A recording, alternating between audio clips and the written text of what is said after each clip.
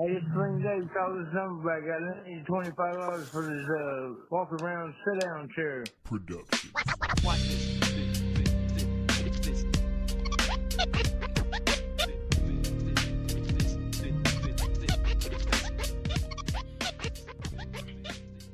Good evening. Thank you to those who are joining us live on Facebook and on YouTube. Very special welcome to those who are joining us for the first time. This is episode 46 of Been Around the Block.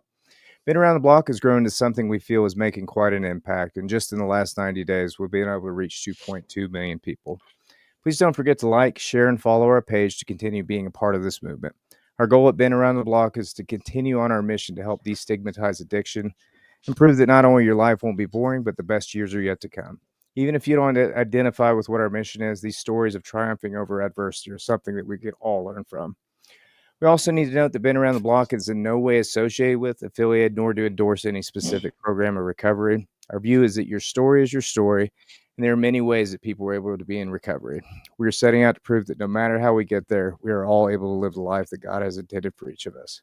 Without any further ado, my name is Brooks Southard. You can find me on Instagram, Facebook at Quirky Cliche Name, and on TikTok at Brooks Southard. We also have Christopher T. Ross on Facebook and Instagram at Krista Burr. And, of course, our favorite national content creator, Bradley Nemo Sparks. You know where to find him, and you can also be found on Linktree at Nemo Sparks and coming soon at nemosparks.com. And, of course, our guest for episode 46, our good friend and longtime supporter, Been Around the Block, James South. How's everybody doing tonight? Good. Good? Just good? Doing good, man. How about you? Doing good, man. Man, it's an amazing, beautiful day outside. It's about to rain. It's rainy I as love shit. the rain. Yeah. I love the rain. Is James frozen right now? I don't know. No, I don't No? think so. He's out of there now. It's Okay. It's good now. Okay. Yeah, it's always like that. He's good backstage. They're good backstage, and then once we get him up here, it goes. I noticed Man, that. I noticed Yeah. that when I be watching some episodes. bro, it's so aggravating. So, So what's let's up? Well, go in, man. you man, just living the dream, bro.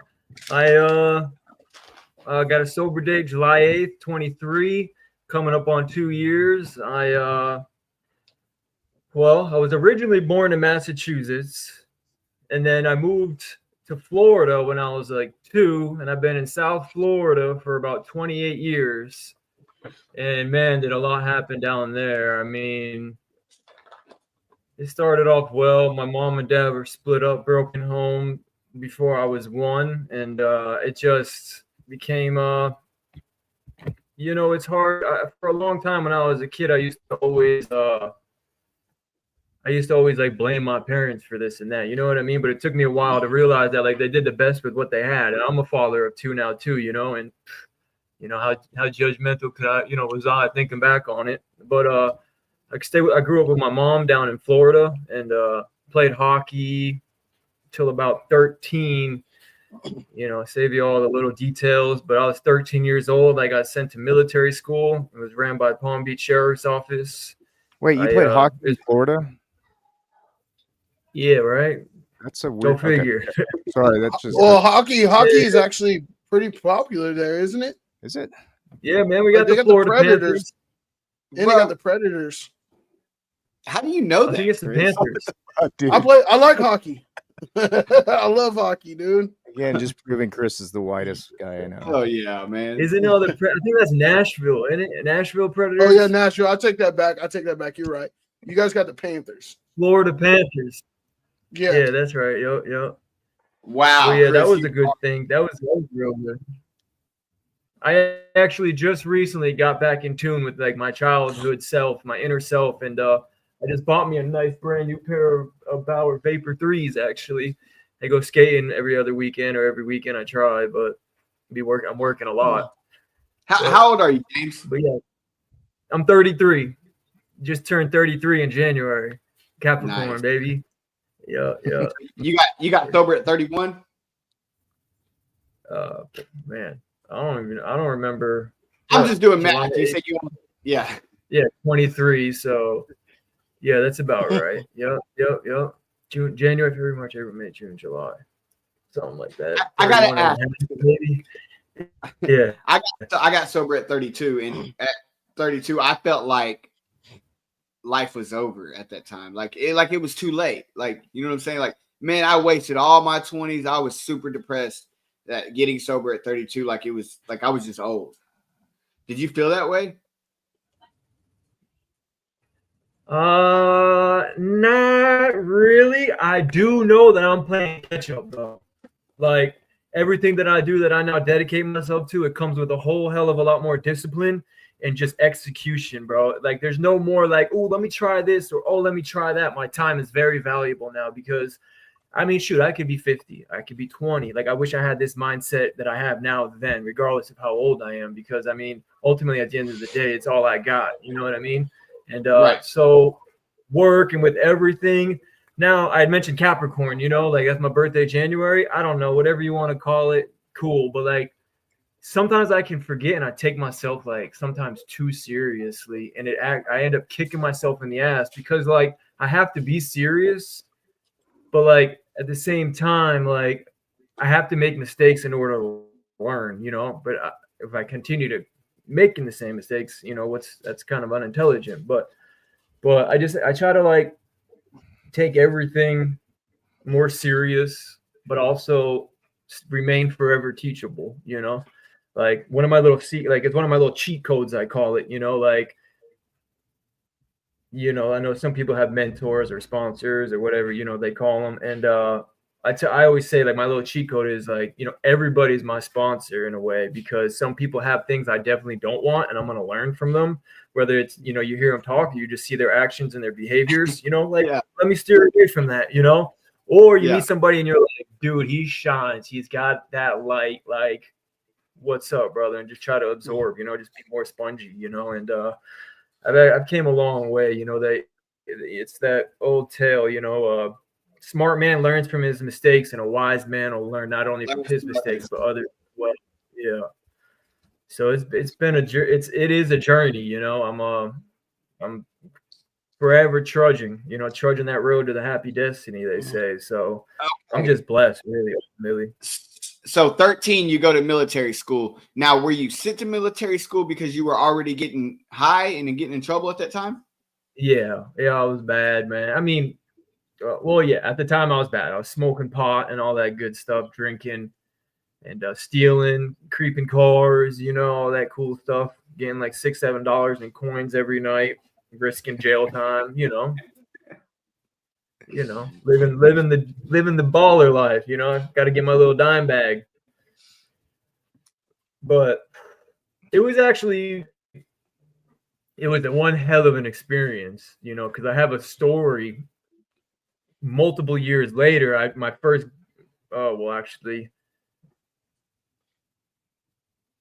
mind. I forget what I was gonna say. I purchased the firearm. And I'm not gonna give you any locations, but I thought it'd be cool to drink some loaded Coronas, you know what I mean? And it was my first gun ever, AK-47, and I just started in the middle of the road. Lo and behold, police show up. I chuck it in the bush and da da da da. I end up knowing like 4 of the police officers, and I'm like, it wasn't me.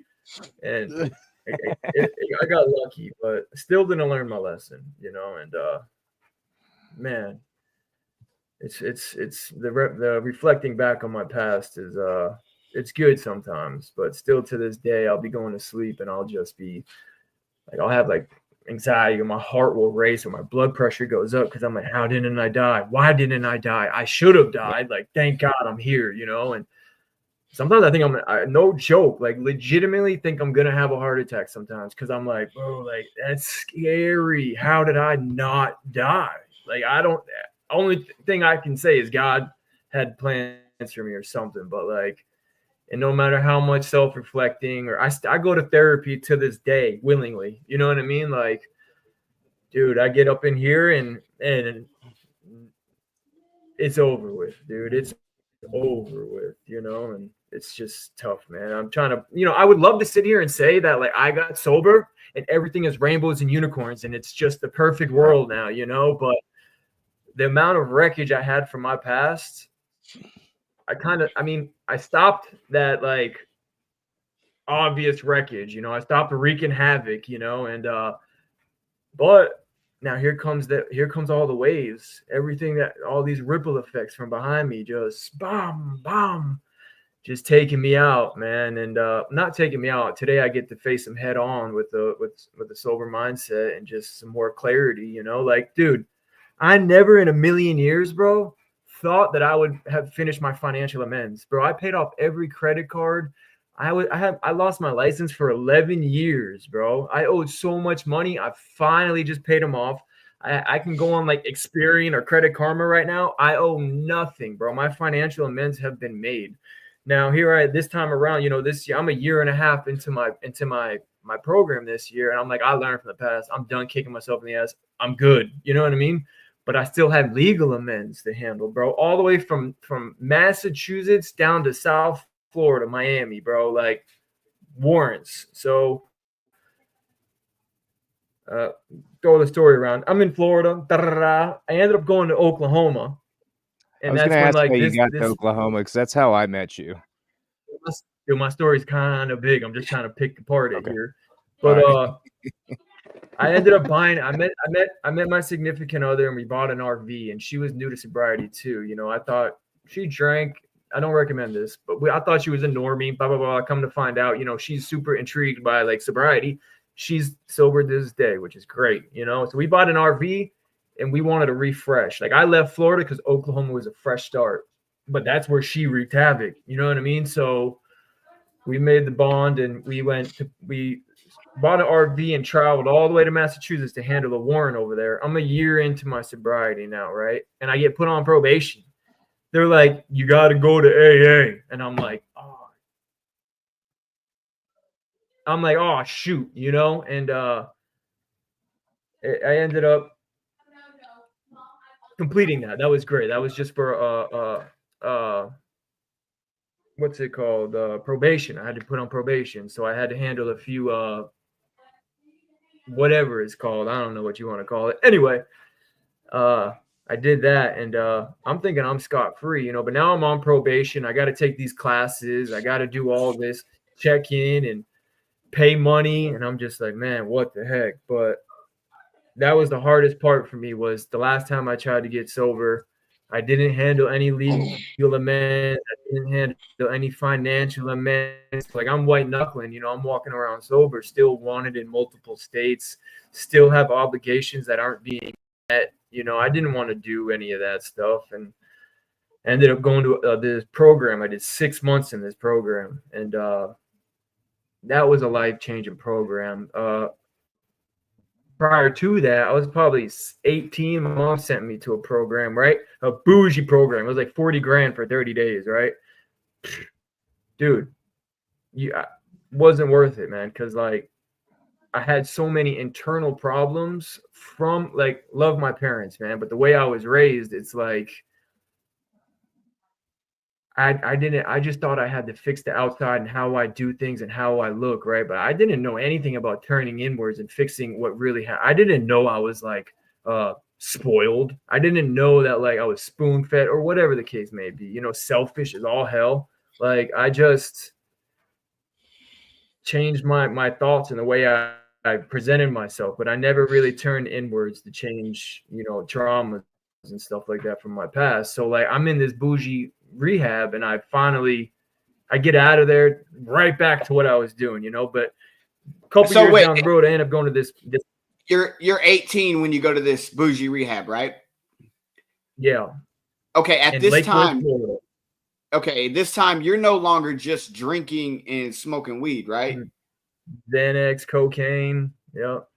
You hadn't graduated to opiates at that time yet? Not yet. Nope. But now here we go. And fast forward and a few more years later, where I'm getting to that was like bougie rehab, and then court ordered level 9 program, 6-month program I go to. Now I'm full fledged. I've overdosed like 12 times, been Narcan back to life on multiple occasions.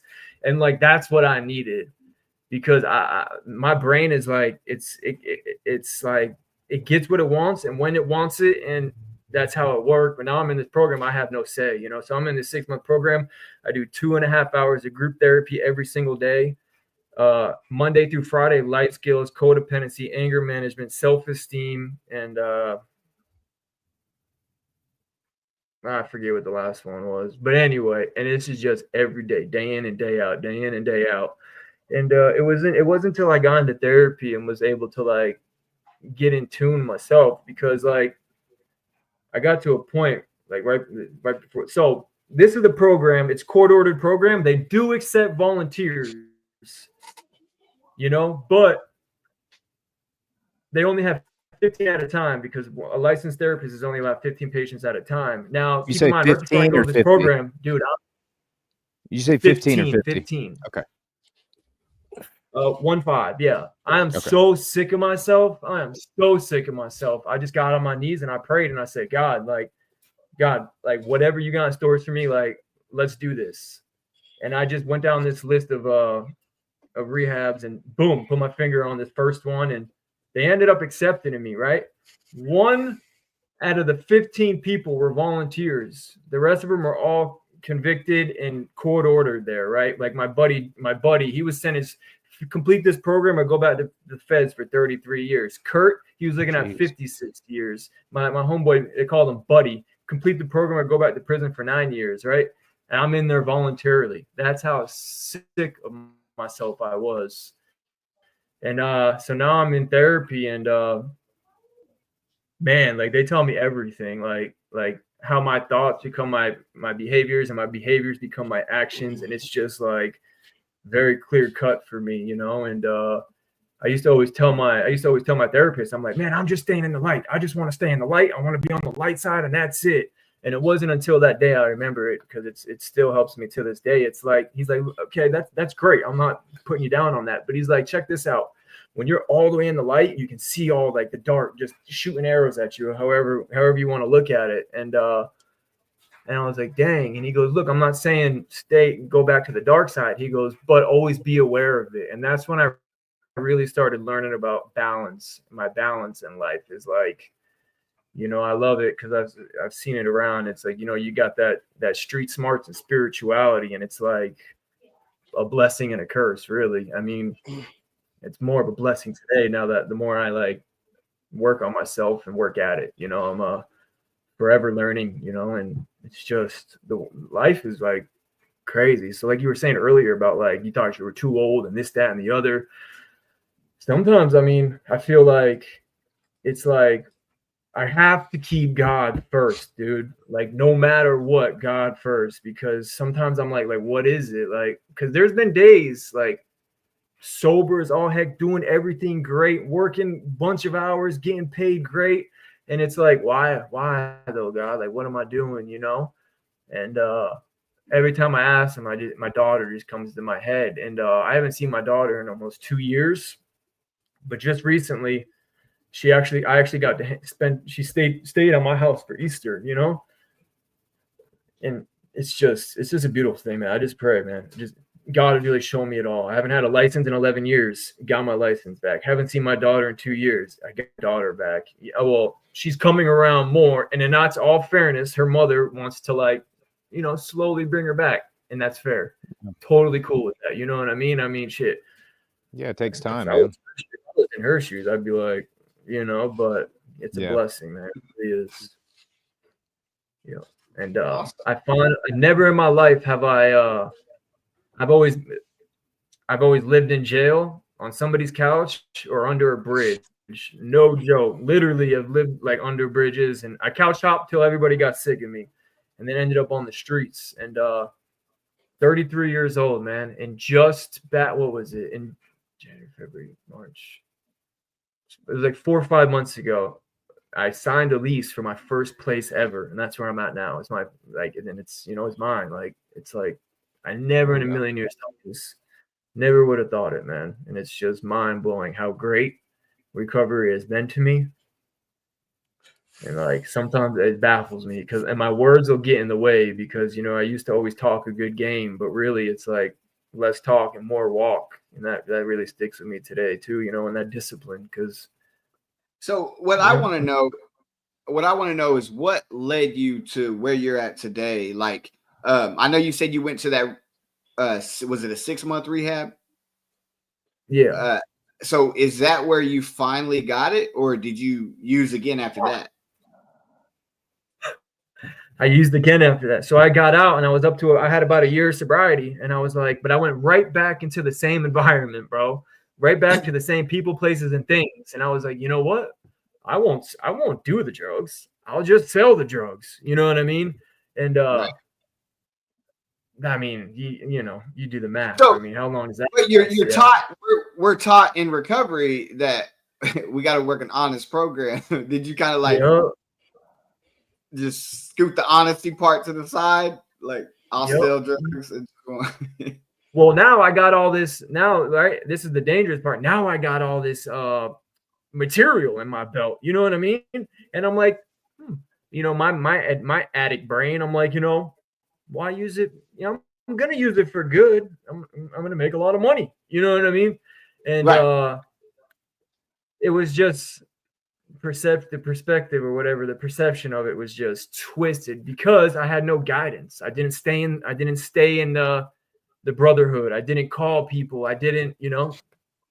I got Well, you right said back it out with earlier. my ego. Yeah. You said it earlier. It's about complacency, and that's been my experience, right? Is that like a fair Yeah. statement with that? Yeah. Or I complacency mean, you for got your drug of choice right in front of you. How long of selling those Yeah. drugs did it take before you started dipping into it? Oh man, it was like 3-4 months because I was like, oh, I'll just sell weed. I don't like weed. And then it was like, oh, I can sell cocaine. I don't like cocaine. Here I am. I got like 7 pounds, 2 ounces, and then somebody was like, hey, bro, I'll give you 250 perks, for some coke and some bud. And I was like, Right. I'm strong. I got this. Boom. Yeah. I had $28,000 in my safe, right? I get these perks, and I'm like, I'm sitting there. I can visualize it now. I'm over the counter, and I'm like, I'm good. I got so much money in the safe. Like, what is one perk gonna do, right? Bro, 22 days, bro. Gone. Lost the house and everything, bro. Wow. Gone, dude. Yeah. It's Gone. Yep. And I've already Where'd it gone through Where did it go? up my nose, bro. No idea. Straight up my nose, dude. And look, I've already been through something like this before, right? So before that even happened, I was 22. I got a couple mugshots. It's the one where I look real pretty boy, right? That's Pull up the the Miami mugshot. looking one, dude. Pull up the mugshot. I gotta see the mugshot. Yeah, the Miami Wait, one. which one? Because we got a couple of them here, That man. night, bro. This one? Man, put them all up. But I thought, that one, my little Miami Vice vibe, bro. I thought I was so Like slick, bro. I'm pissed drunk, bro. I'm pissed drunk. I wish I sold you the police report. I'm pissed drunk. I thought it'd be a great idea to put 24 pounds in my trunk, carry $30,000 on me, and 33 grams of hashish, and go to the bar after leaving the strip club. Yeah, in a 2-door Audi, bro. Both police walked up on me, knocked at the doors, busted. Yep, manufacturing, In delivery, Miami, right? Isn't that what you said? Yep, I was actually got busted in Boca Raton, Florida. Yep, I thought I was just the fucking smartest thing walking earth, dude. Yeah, man. Literally, I lost. If you do, dude, on the dope alone, bro, I lost over 100 grand. You look like a character off of like Unreal. Vice City. Hell yeah, bro. Hell yeah. Hell yeah. Right? All right, let's not get off topic. So you lose Yeah. 28 grand. You trade some cocaine for perks. That's your drug of choice, opiates. You pop a perk in 22 days, you lose everything. 22 days. Everything. House, Then what? relationship, daughter. Yeah. Then what happens? Okay. Oh, so I knew this kid I was getting the dope from, bro. And like when you hear it thrown around a lot, but like, dude, like right hand up, dude. Like I legit knew this kid. He lived in one of these like a legit wooden shed, right? And he put an AC in the window. Straight trap house, crack house. There's needles everywhere. Like, and he's like, $50 a week. You can stay on my couch. And I'm like, fuck yeah, dude. That's where it's at, man. I'm good. And I can really relate with that. yeah, it was just, I mean, spiraled out of control. And I just got a tax return, and I knew this. My buddy down in South Florida, and oh man, I'm actually still fighting. I had to file bank identity theft type shit because he fucked me over. But this dude does my taxes, gets me like $8,000 back, right? So I thought, but he only gave me $2,000, so I thought it was legit. He ended up doing me dirty, but I have $2,000 now, and I'm living in this trap, this luxurious trap house. You know what I mean? And not at all, bro. Roaches everywhere, and so I just started doing the dope, man. I was just doing it, and this is where I'm just doing it, and I'm running low on money. I get down like I'm 2 months in. I get down to like my last $40, and my first baby mama's mom texted me. She goes, "Let me get you help." I still had $40, and I'm like, "Okay, tomorrow night, I got to spend this money." You know what I mean?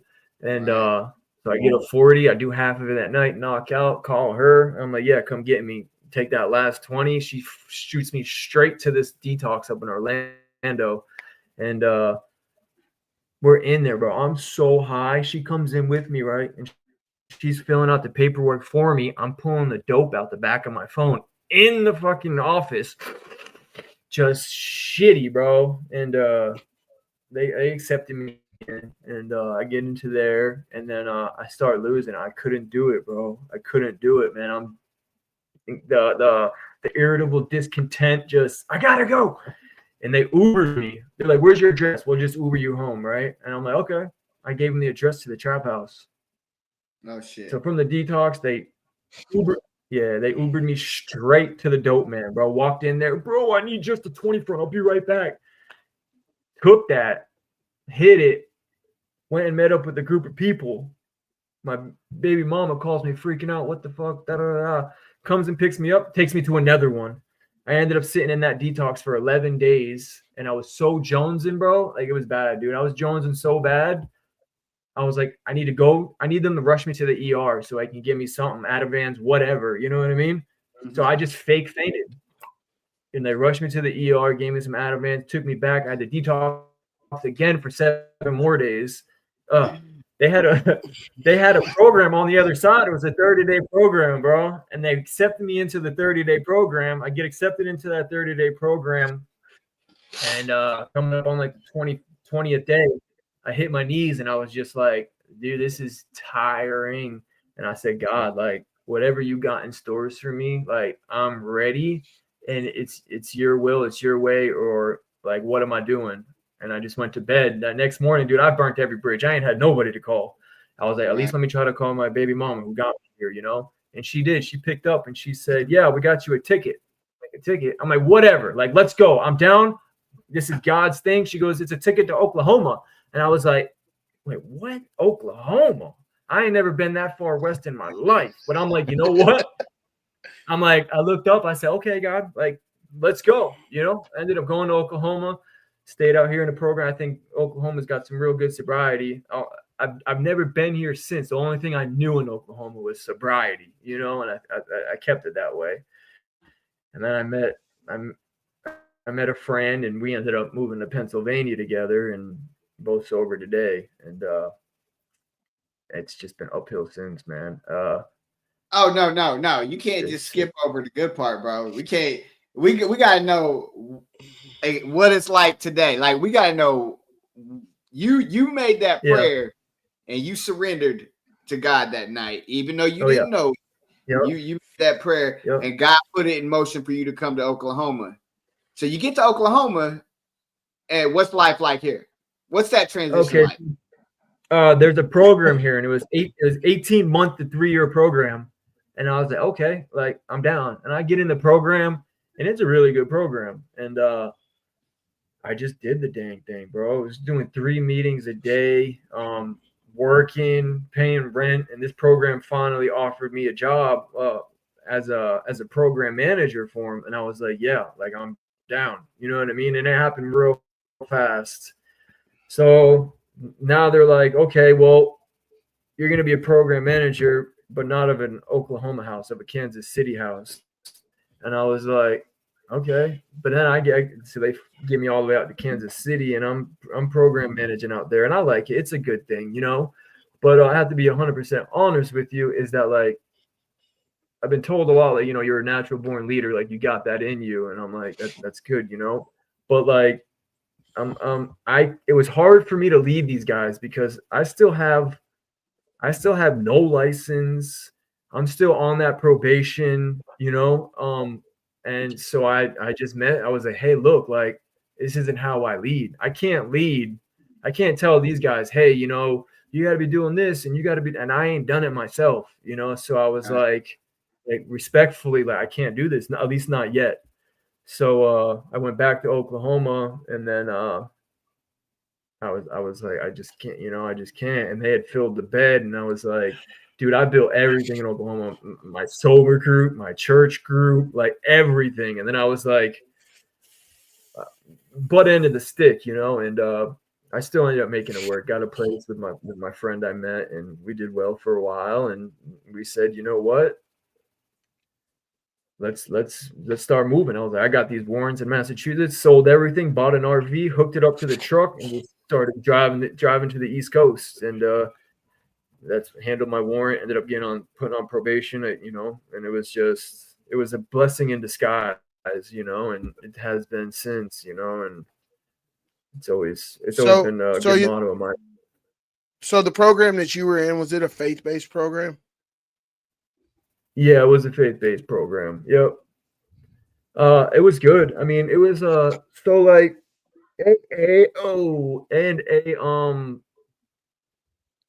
another thing is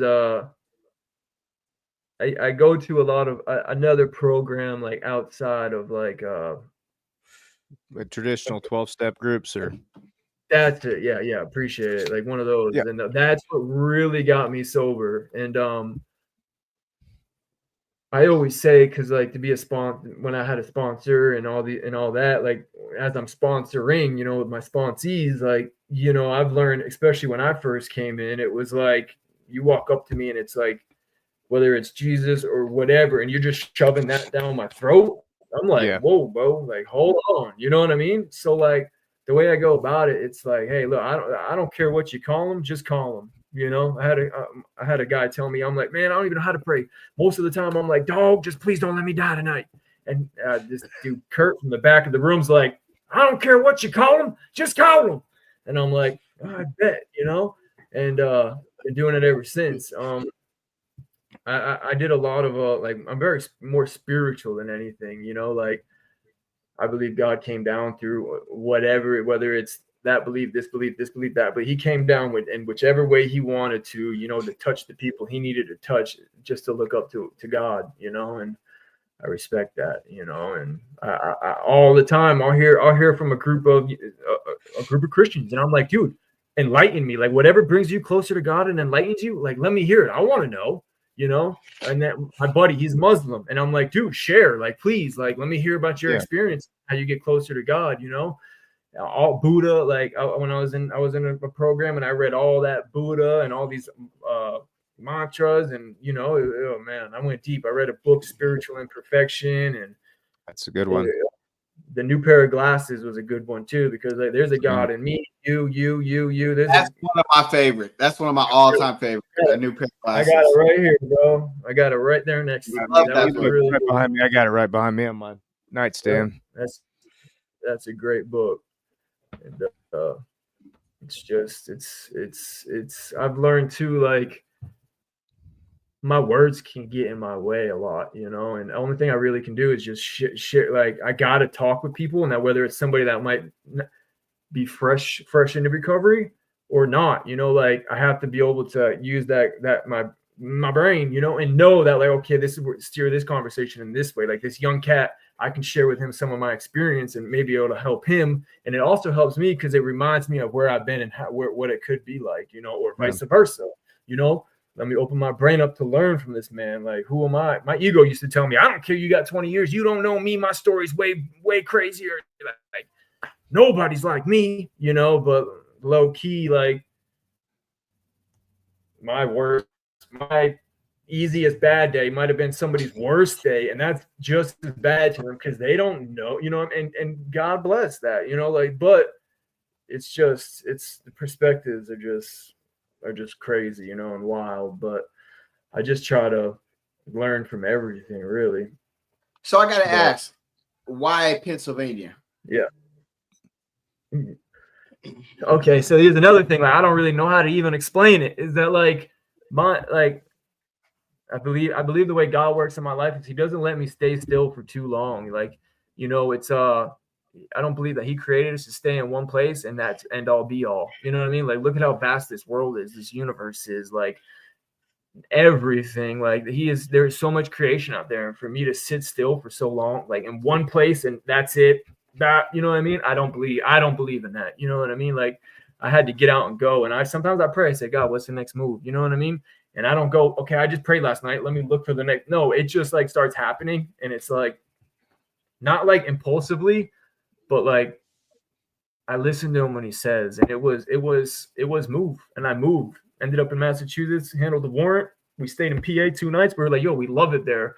Came here. And it's just been blessing after blessing ever since. I now have a job. I now have a really good job. Like, dude, I got my electrician's apprentice. Like, I got small engines, diesel mechanic. Like, I've tried so many different jobs. I did tree work for a little while and loved it, right? And now I'm here and I got a job again, working with trees, which I love. And I could go any other route. And like I'm making more now than I've ever made in my life, and it's for great people who have a very firm foundation and they understand. And I was just open and honest with them. My boss, she loves the Lord, and she sees me, she's like tattoos, like, are people gonna come for us? And I'm like, no, you know what I mean? And but she's been they've been such a blessing to me. And I was staying at an RV village and it closes for the winter. So this park's closing now. I'm in a 20-foot RV, like, oh shit, and they own 22 acres. So they allowed me to stay on their property and throughout the winter, which is horrendous. But they've just been sorry, my dog's trying to come to the door. They've just been really good to me and scared me. I'm having flashbacks. But so God told me to move. PA it was. I now make more than I've ever made. I've gotten 2 certifications and I got 2 climate certifications, EHAP, electrical houses and power lines, flagger safety. I'm about to go do a PHC, plant healthcare. I mean, I'm grateful. You know what I mean? I don't try to like sit here and say like, ha ha ha. You know what I mean? I'm just super grateful. And I also have to learn some like patience, because like it's like, oh, I can see it and I need to hurry up and get it. But like, no, just keep on doing the next right thing every day. Just trying to there's a book I read called Practicing the Power of Here and Now by Eckhart Tolle. And like there's another one, The 4 Agreements, like but the practicing the power of here and now, like the practicing the power of here and now just kept me in the moment. Like if I think too far back on the past, I get like depressed and like, like, oh man, what should I have done different? Ain't nothing I can do about it. I go too far into the future, I get anxiety and I gotta hurry up and I gotta make sure and then my traits kick in. My perfectionism kicks in. I gotta make sure I do this and that way and this way and this, that. And I'll job myself nuts before it doesn't even exist yet. It's like I'm delusional. You know what I mean? I don't know what's gonna happen. Just make the best of today and set myself up for another tomorrow. Every day I do that, and then when that time comes in 2 weeks or whatever, like I'll be prepared, So I think just slowing my roll has just helped me do my part, And I'm not Superman. I can't save the whole world, but if I can share something that helps somebody, then like whether I find out or not, God knows, and that's the altruistic motive, doing something for others without getting found out, which has really helped me, because I think that's great. It's kind of just like I used to have to do things for people, and now you owe me or you need to pat me on the back. You know what I mean? Like, look at me, and I just don't. That kind of doesn't. That rubs me wrong nowadays, because I don't like the feeling of like when I'm too prideful or super egotistical. And like it's probably sounds crazy coming from a Capricorn, because like we're normally like, oh, it's all about me and I need all the praise and blah blah blah, and it's just, and then I can spin myself out. I'll spin myself out so fast, and I'm like, I gotta figure this out and da. And next thing you know, I got one of these codependent traits popping up on me, and I'm just like, shit. I mean, like never would have used to be back in the day, bro. This vulnerability I'm giving y'all and, this humility, like, fuck no, dude. You guys are crazy if you think I'm coming on here, but I'm just being able to accept that, acceptance of like vulnerability and humility was a really hard one for me. Because back in the day, like, I think humility and it's like, dude, you ain't gonna humiliate me. What you think I'm some type of pussy, bro? Nah, never. Like, we ain't doing that. But now today, when I got like a better understanding of humility, it's like, without humility, like, how am I gonna grow? Like, you know what I mean? And then like that really helped with my anger, because back in the day, like, I do something and get some humility.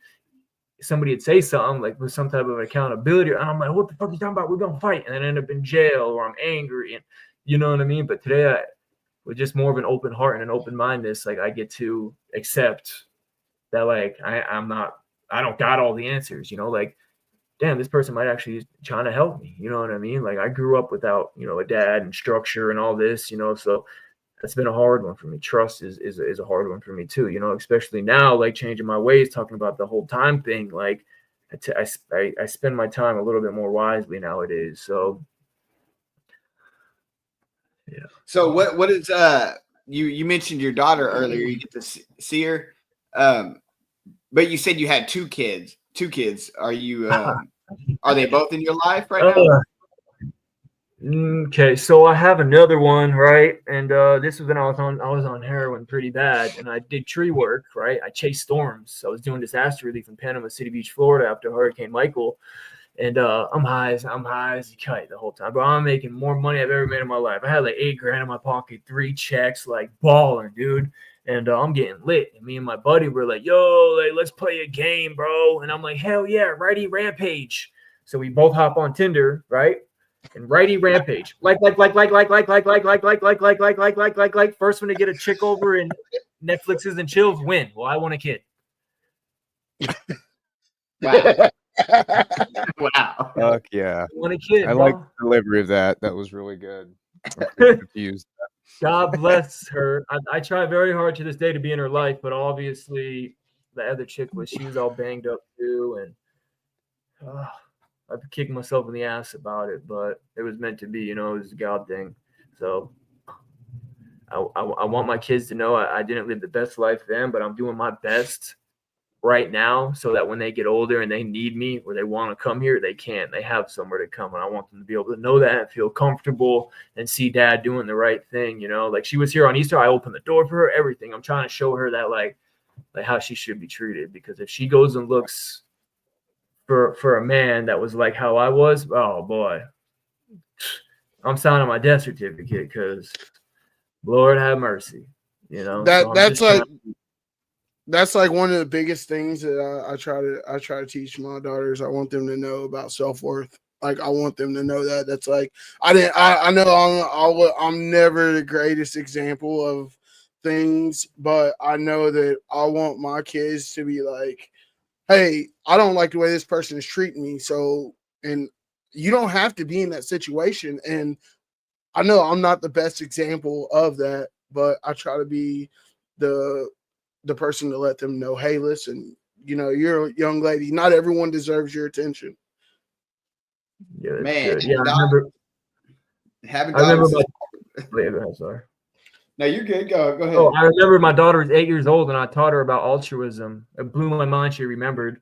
But I also one thing I try to teach my daughters today too, right? And I had to learn this along the way, that like, there's like I believe it'll always still exist in some aspect, but like a people pleasing trait, right? I used to be real big on it. I don't really care much about it now, but I can catch myself in like, oh, what are they going to think? What are they going to say? And with worries, which one, it might not even exist yet, and two, it might not ever. But I teach my daughters about staying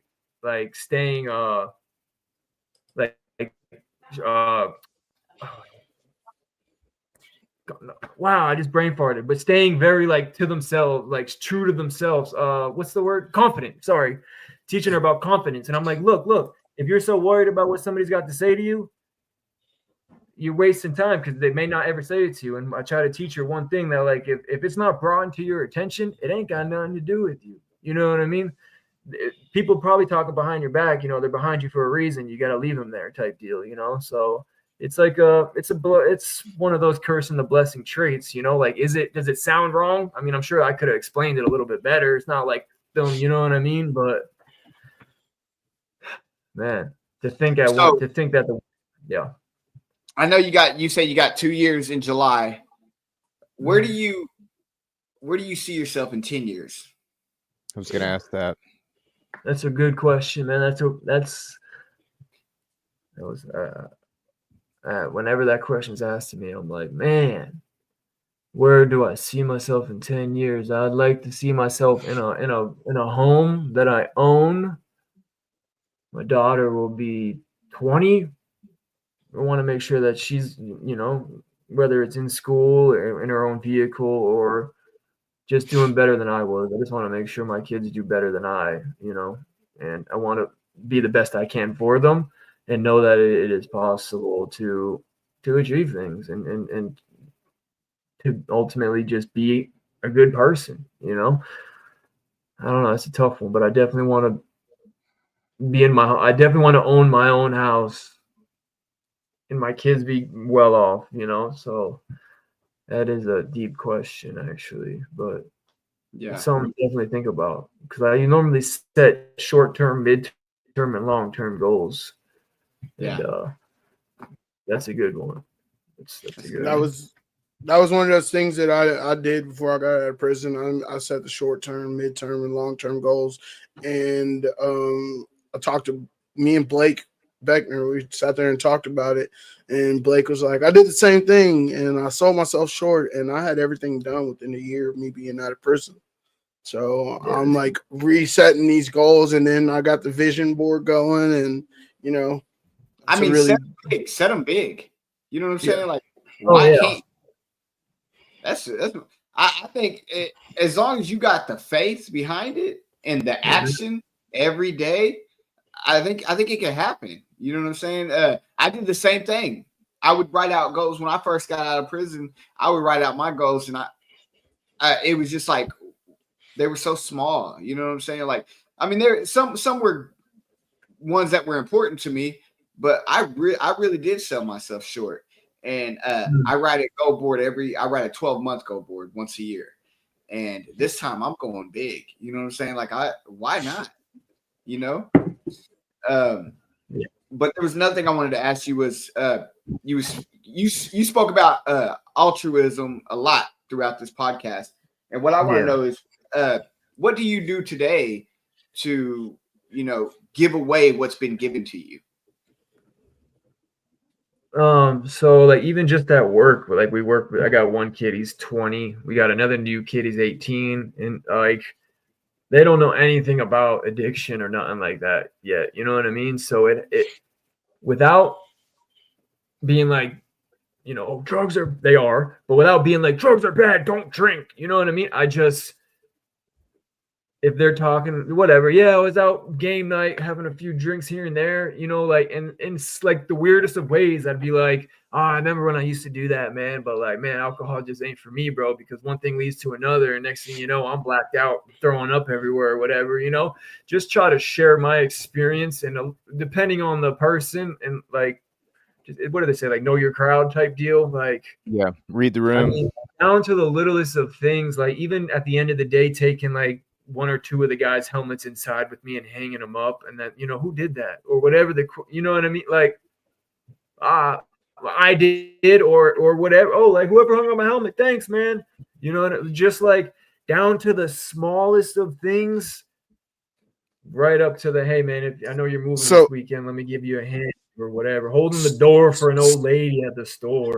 I mean, so it's like pretty much put the basket back. Yeah, doing the next shopping cart. Is that what you're talking about? Huh? You talking about the shopping cart thing? Yeah, put the shopping cart back. I'll call the them integrity test or whatever. Yeah, exactly. Put the shopping cart back. Exactly. I knew what you meant, Chris. I knew what you meant, dog.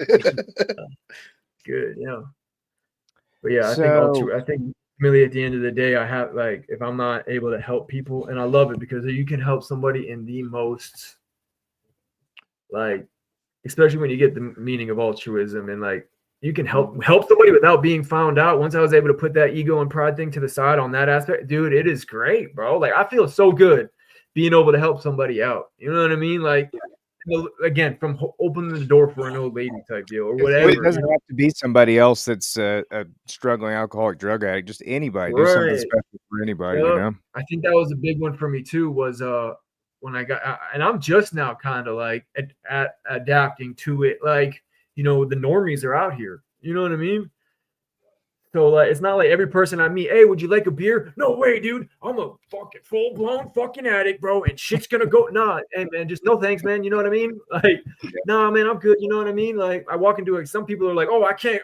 I'm done. I'm not going in. I'm not going near alcohol or nothing. Well, I guess you're never gonna get gas. You know what I mean? Like, it's Right. everywhere. Yeah. You know what I mean? So it's like, I had to not. It's more than just picking up the drink, man. It's what we do before it. You know. Most definitely. And it's when you come to that point where you're done and God removes that desire from you and you've lived this life for a while. Like just last night, me and Brooks were at a Tech Nine concert. And you know what I'm saying? Yeah. I got people walking up to me. Every one of them had a drink in their hand. What's up, bro? You know, and like we not have drinks, all this other stuff. Yeah. Yeah. Not one time did it go through my head like, man, a drink would be great right now. Yeah. Not one time did that. You know what I'm saying? I had just as much fun as they did at that concert.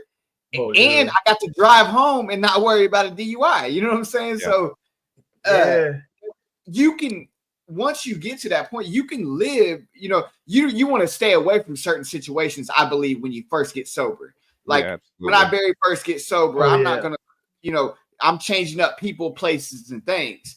But it comes to a point in your life where, you know, you're going to be able to go to functions like that and it's not going to cross your mind. Yep. You know, I work construction, you know, most of people in construction do drugs. Yeah. And my coworkers, we worked out of town the other day and they're bringing their weed with them. You know what I'm saying? And smelling like pot. It's like, it's the life we live in, but you don't have to partake into that. You don't, and if the desire has truly been removed from you, you don't have to worry about that. You know what I'm saying? Like that's my 2 cents on it. But yeah, so do we want to go and jump into the question so we can kind of get close to getting, we're about 8 minutes before an hour. Yeah. You want to put that up? Well, real quick, mentioning being at Tech Nine though, dude, like have you ever had like partying sober? Dude, I've so much fun, bro. Like dancing, sweating, cha-cha slide, like sober. I had a blast, bro. Like it's crazy. Hey, I have way more fun sober than I did when I was messed up. Like I was I don't know, man. You just not yourself. You know what I'm saying? Yeah. Like I don't know how to explain it. I have way more fun and I remember it, you know? So. Yeah. Oh yeah. Well, for the most part, I got some long-term stuff from the drugs I did use, but yes, I can remember things much better than what I used to. So, okay. So question for our guests. Now that addiction and recovery are part of your story, what experiences are you grateful for to show others that there's a better life beyond addiction? So guys, I just want to like kind of preface this. I was struggling to figure out what the question was. So this might be a duplicate again, the memory thing, but it is what it is. We got a fresh question for our next guest. So, okay. Yeah. Now that addiction and recovery are a part of your story, what experiences are you grateful for that show others there's a better life beyond addiction? So now that I love how you just read that like we're on the show of Who Wants to Be a Millionaire. Bro. Let's be sober. Yeah, that's good. All right, go ahead.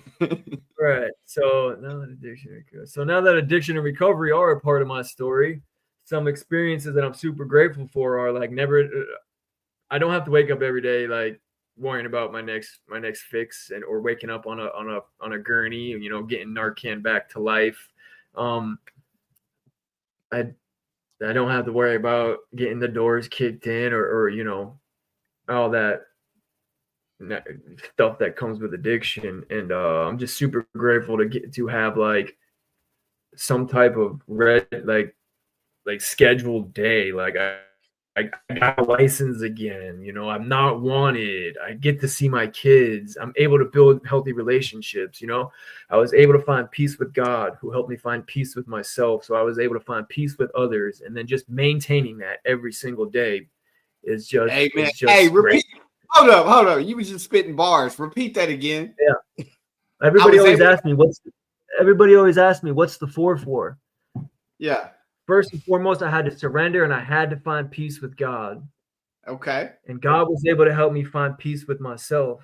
Once I Okay. was able to do the work, I was able to find peace within others. And then the Okay. most important one is just keeping the peace and maintaining it every day on a daily basis. Dude, I wish I could show you some of my dude. I got just Ooh, I love it. whoa, Good, man. bro. Talking just absolute. I did a lot of self help, man. I'm super grateful for that.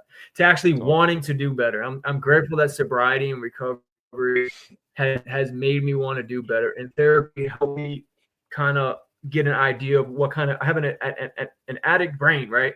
And my therapist, he's been doing it for years. He goes, I can work with any type of person. He goes, but I choose to work with addicts because out of my 58 something years of experience, addicts have the most creative minds that I've ever worked with, because we're super creative people. Like a lot of addicts, and if they take these tools that they learn and they apply them, like, dude, it ain't no telling, where you could be at in life. But unfortunately, it's really hard to, it's the world, and fears and all those things pop up. But like, if you can just stay strong and strive and execute and just get done what your goals are, and just always accept and be grateful, regardless of whatever happens. Just because it's like, that didn't go how I wanted, and this is bad. That doesn't. It's you learn from it, or you get to grow stronger from it. You know what I mean? It's a learning. We're blessed. So, what's your question? Yes. So, what's my question for the guest? Yeah, he sent this to me earlier. Do you remember? Yeah, do you remember what your question is? Yeah, the highs and the lows. Yep. Go ahead, read it. Yeah, I can read it. Like I said, I just wrote it down from our text message. So it says, how has dealing with the highs and lows of life with a sober mindset changed your perspective on how you see the world and yourself? That's a good question. I like that. Okay. Yeah. It's a good one. So, I want to be there for that one. I'm going to be there for that one. You should get a good answer. Our guest next week he's going to be really good. I feel like me and him go back a long way, so it's going to be cool. All right, I'm going to shout everyone out. So like we do always on the podcast, guys, we want to thank everyone who tunes in and everyone who leaves a comment and shows love, man. We really do appreciate it. We hope that our guest message gets out there and helps at least one person, because people are dying from this, y'all. So shout out to Kristen Lux. Shout out to Josh Jackson. He says he's in Pennsylvania also. Shout out to Susie. Tori Moore. Tori Moore always shows love, man. Big shout out to Tori. Keena Torres. Jasmine Delaney. She also says she's watching from Oklahoma. Kelsey Homan. That's the homie.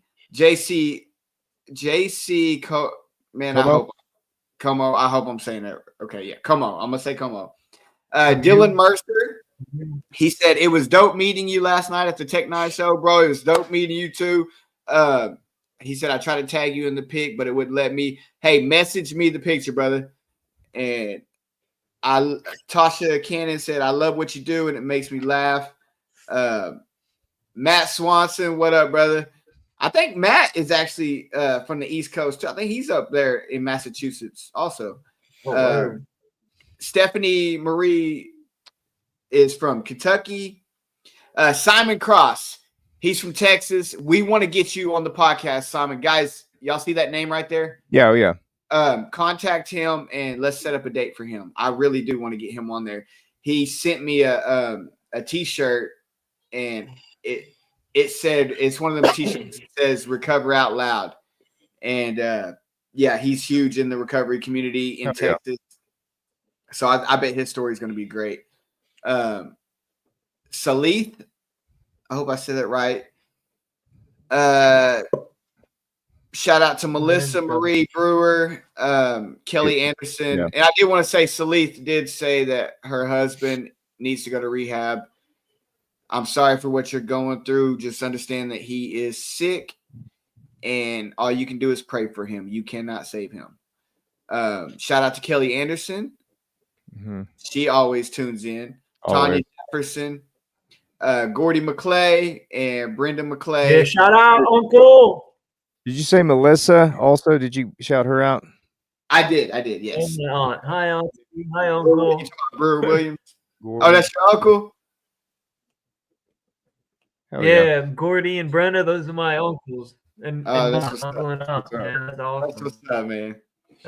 Hey Simon, you can reach out to me and I'll get you on the schedule and we'll get you all taken care of. I really Yes. Yeah, I'll get Chris that taken is our care of. schedule guy. He I'm might the, not still be on here, guys. So just reach out to him. Oh. I'll reach out to him too. We'll just collectively do it. I do want to say that you see this banner I just put up. that one. Better Together 5th year anniversary. All the Man. welcome from the Oklahoma City area, obviously. Yeah. And the Daniel Card Band's be playing. They might have a mechanical bull. They did last year. Not my thing, but Did you not get on it? fuck no, dude. I used to rodeo. I'm like, my body's done with that shit. I gave that shit up 20. Bro, something. you land on a bouncy house type I'm thing. good, bro. Thank you. Good.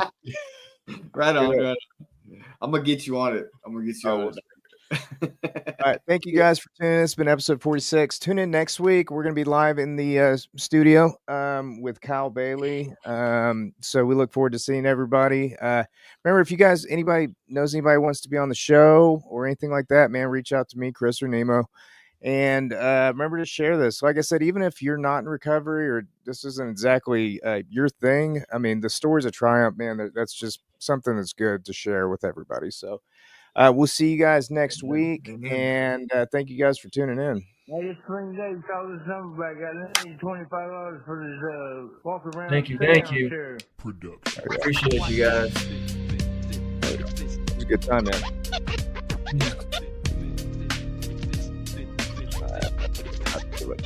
About to kill it. Bam.